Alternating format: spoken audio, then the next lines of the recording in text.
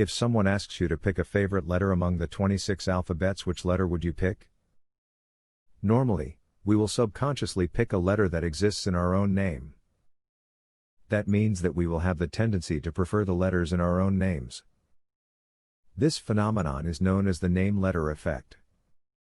It is discovered by a Belgian psychologist Jozef Nuttin in the year 1985.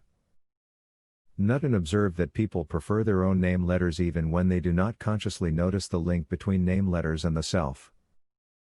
The name-letter effect also occurs for infrequent alphabet letters, suggesting that it is not caused by frequent exposure to name letters. The name-letter effect has been replicated in dozens of studies, involving subjects from over 15 countries, using 4 different alphabets. It holds across different ages and gender. People who changed their names many years ago tend to prefer the letters of both their current and original names over non-name letters. The effect is most prominent for initials, but even when initials are excluded, the remaining letters of both given and family names still tend to be preferred over non-name letters.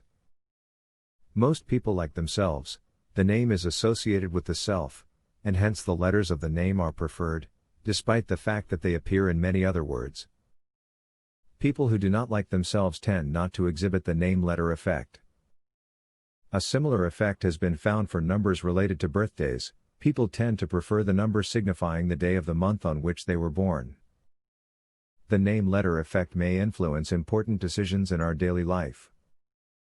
For instance, people tend to prefer brand names that resemble their own names and are more likely to marry others whose names resemble their own.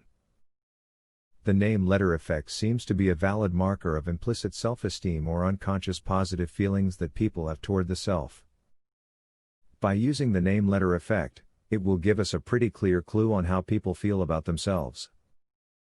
Hope you enjoyed this video and please do like and subscribe for more content in the future.